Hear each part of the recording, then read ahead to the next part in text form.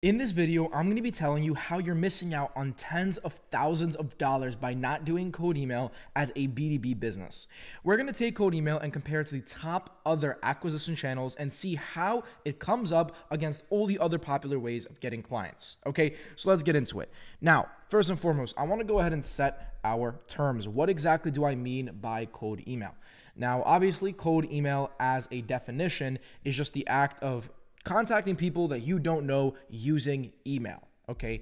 Now, the cold email that I'm referring to is automated cold email. It's the type of cold email that can let you automatically contact tens of thousands of prospects per month completely on autopilot. I'm not referring to manual email sending. I'm not talking about Klaviyo or ActiveCampaign or regular email marketing. And I'm definitely not talking about sending out emails using a CRM like HubSpot. Okay, I'm referring to setting up a real robust system with 100 to 200 email accounts that can contact anywhere from 20 to 100K people directly in your ICP every single month on autopilot. Okay, now if this is your first time watching me, this is exactly what my company does. We send about 1.5 million emails a month, and we book around 6,000 to 7,000 calls annually for our clients. Okay, now let's get into how cold email compares to other acquisition channels. Now, cold email with other acquisition channels. Now, odds are, if you're watching this video, you own some sort of internet company that sells a B2B service. If you don't, I'm pretty sure this video isn't going to be too relevant for you, so you can click off now. But if you are in this bucket of people, then this is going to be a very helpful video for you. Okay. Now, if that is the case, then you're probably using one of these lead generation channels in order to actually get your clients. Now, the first category is inbound marketing. This is search engine optimization, personal brand, word of mouth, right? Just situations where leads come to you, right? Then you have paid acquisition. So that's like Meta ads or Google ads or alternative ads like Snapchat, TikTok, etc., right? You're paying for a placement on a platform. And then you have alternative marketing, which is like sponsorships on directories like Clutch or Agency Vista, stuff like that. Or you have podcasts, newsletters, or you have a listing on like Upwork or Fiverr, right? Just all of these other alternative ways of getting clients that aren't very conventional. Okay. Now, all of these channels have their ups and downs, right? Inbound marketing is often cheap or free, depending on what you're doing. It brings very high quality leads, but it is slow, unpredictable, and it's not quickly scalable, right? So if you get 10 leads a month from SEO, you can't just get 50 all of a sudden. It's going to take you a while to get there. Okay. Now, paid acquisition, on the other hand, is expensive, it's competitive, it's time consuming, it brings low quality leads, but it is probably the fastest, most predictable, and highest, scalable, or the most scalable acquisition channel. Okay. Now, alternative marketing is very iffy. It can be super effective, but it's very risky. Meaning, let's say that you're getting 100 leads a month from Upwork. If Upwork, for some reason, decides to close your account down or ban you from their platform, then immediately your business is in jeopardy, right? Like you just went from having a abundance of leads to having absolutely no leads, right? And again, all of those platforms, they have their own benefits, their ups and downs, okay? Now, in any case, there really isn't a channel which can deliver high quality leads at a relatively cheap rate, and it can be scaled, and it isn't controlled by a third party. Hey guys, we're going to get right back to the video in just a minute. But real quick, do you want a done-for-you cold email lead generation solution that is able to consistently book you meetings with your ideal buyers? We just helped Morty from Your Business Now book over 30 clients in just 2 months of working together, and Avi from Daily Dose of Data Science get over 40 calls in our first 10 days of sending cold email. Now, if you guys want a consistent flow of buyers on your calendar, you can book a meeting with me and my team in the description below. Okay, talk soon. Now, that is exactly what cold email is, if you haven't already guessed. Now, when you run cold email, you choose the exact leads you want to contact. You can filter based on anything, whether it's recent funding or headcount or company type or niche or anything like that. You can filter by those industries. Okay. Now, if you want to run ads, you need to be spending a bare minimum of $100 a day on ad spend. Now, for those of you guys who haven't run ads seriously, you might be thinking to yourself like, wow, that sounds like a lot. I'm coming from someone who used to own a social media marketing agency. I used to run ads professionally. So I know for a fact that if you're actually trying to see something significant from ads, you need to be doing at least $100 a day in ad spend. And unless you just know how to run ads yourself, you're also going to have to pay an agency on top of that. Meaning, If you want to run ads correctly, you need around 3K a month for the actual ad spend and around another 2 to 3K a month for the agency, which can also vary, of course. Meaning already on the lower end, you're looking at 5 to 6K a month in spend if you want to run ads correctly. Okay. Now, cold email is a lot cheaper than that. That's just a heads up. And another thing is if you're booking 20 calls a month, say with 20 email accounts, then you can just get 40 email accounts and book 40 calls a month, meaning cold email is very scalable. I'm not going to go to say that it's as scalable as ads because ads will always be the most scalable outreach method. But unless you guys are doing, I'd say, more than $10 million a year, I don't think cold email is going to, or the scalability of cold email is a problem. Okay. So moving on. Now, once you build a cold email system, you also own it and nobody can just shut you down or ban it or anything like that because it is really your system. Okay. Now let's talk about what goes into actually setting up a cold email system. So setting up a cold email system. In order to set up a system, you need 3 things. You need email accounts, you need leads, and you need a sequencer, right? A sequencer also referred to as a setting tool. Now, email accounts. Now, there are a lot of different options for email accounts. I'd personally recommend doing a 50-50 split between Google and Outlook. And they all need to be enterprise and US based, right? So what I mean by this is there's different types of email accounts. There are, for example, educational email accounts. There are nonprofit email accounts. There's some other types that I don't really remember off the top of my head. But nevertheless, there are different types of email accounts. You want to be using the enterprise ones, right? Also, you want to have US-based IPs. What this means is the accounts that you're buying need to be bought from the United States of America, right? And the reason why that is in this ecosystem of email accounts, you really have 2 major public infrastructure providers. That's Google and Outlook. Now, Google and Outlook, or Microsoft more accurately, are obviously like international companies. They sell everywhere. Now, you can imagine that something that costs, for example, $7.20 here, $7.20, which is what an email account costs, might not sound like too much for somebody in America, but there's other countries, like, for example, India or Pakistan, where these email accounts are significantly less because the average salary in India or Pakistan is significantly less. They have geographical pricing.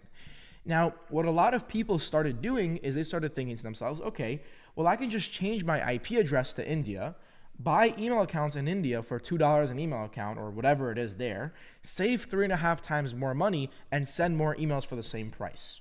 The only thing is that you didn't cheat the system, you just pretty much cheaped out on your infrastructure because now the sending IP that you're sending off of is a higher risk sending IP address, right? It's obvious.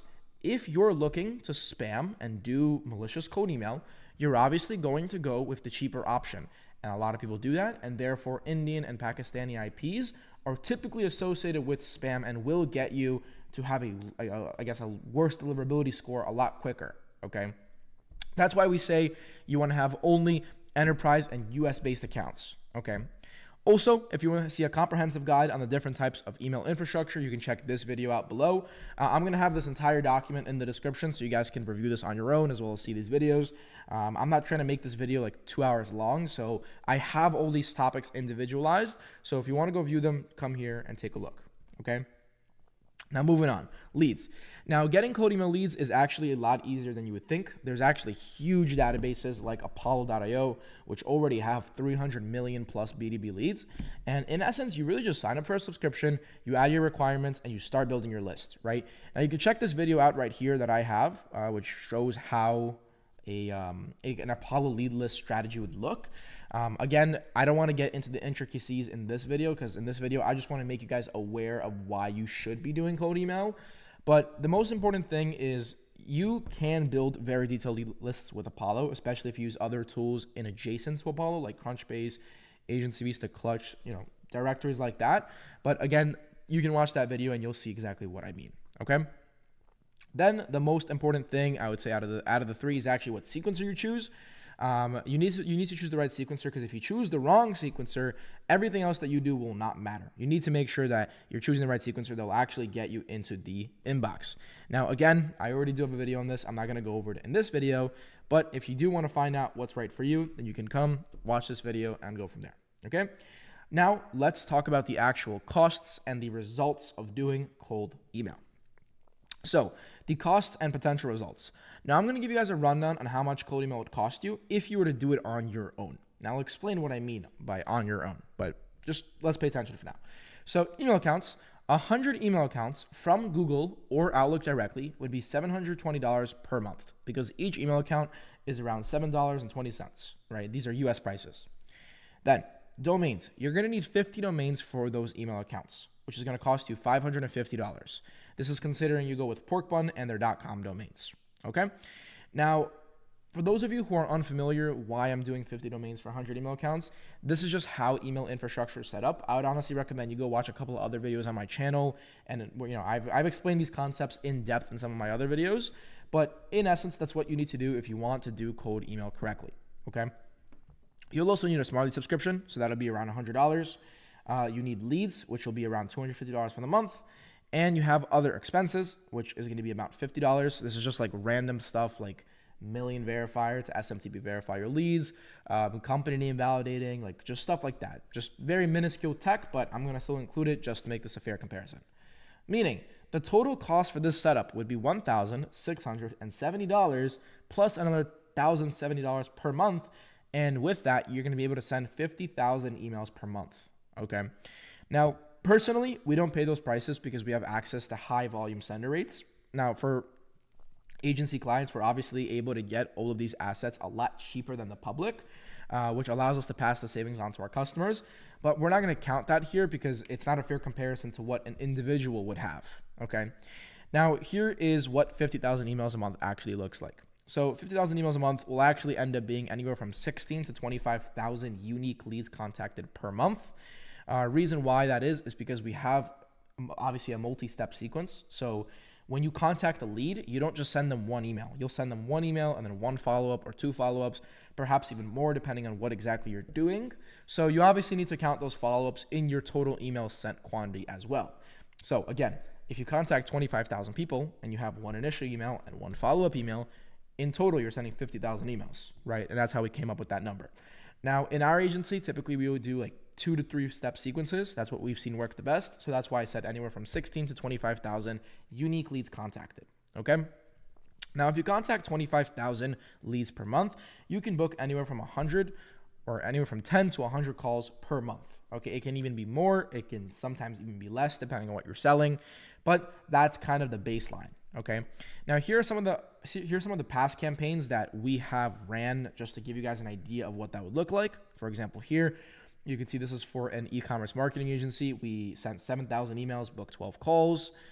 In this one, we sent 6,114 emails, booked 23 calls. In this one, we contacted 5,503 people, booked 12 calls. In this one, 8604, 20 calls, right, and so on. You guys can take a look at these screenshots on your own later, right? But in essence, in all of these screenshots, you can see that we're booking a meeting for about every 250 to 750 leads that we're actually contacting, right? So, of course, I'm not gonna lie, like these are some of our better campaigns, right? We do have campaigns where we're only booking a meeting every 2,000 or 3,000 emails. But nevertheless, when you're contacting 25,000 people per month, you're booking meetings regardless, okay? Now, if you want to see more of our campaigns, you can visit our website here. We have like a bunch of screenshots like this and, descriptions explaining like what we did and the actual pictures of the campaigns. So you can come here, view the campaigns and, any other information that you might want to find out, okay? Now, moving on. Now let's talk about the cost per call and the cost per acquisition. Now, these are obviously some of the most important KPIs in cold email, right? Or matter of fact, in any cold outreach, you want to know how much it's costing you to get on a call and how much it's costing you for an acquisition. Now, let's simulate a real business starting cold email, okay? Now, imagine you run a paid ads agency and you charge $2,000 a month and on average, you retain clients for 6 months. This means that your average LTV, which is lifetime value of a client, is $12,000, meaning over the lifespan of a client, you're going to charge them $12,000 on average, okay? Now, let's say that you buy 50 domains and 100 email accounts. That means that on average, let's say you book 20 calls a month, right? Hypothetically speaking, meaning you send the 25,000 emails and you book 20 calls, so you're kind of like in the middle in terms of results. Let's say you have a 50% show up rate, and let's say that you're able to close 20% of the calls that show up. Now, keep in mind, 20% is definitely a pretty good closing rate on cold leads. And for those of you guys watching, if you're like, oh, I closed 90% of my leads, but all your leads are coming from referral and inbound, that's not the same thing, right? Outbound leads are very different to inbound leads. So we're talking outbound leads, you're able to close 20% of them, okay? Now that is pretty high, but keep in mind, these are targeted leads. These aren't random people from ads. These are people in your direct ideal client profile, and they're actually showing up to the call, okay? If you're able to have a 50% show up rate, which is, I would say, below average, and you close 20% of your leads, that means that you're spending $1,070 a month to book 20 calls. This gives you a cost per acquisition, or cost per call, that should say. Sorry about that, guys. Cost per call of $53.50, meaning for every $53 you spend, you're booking a call.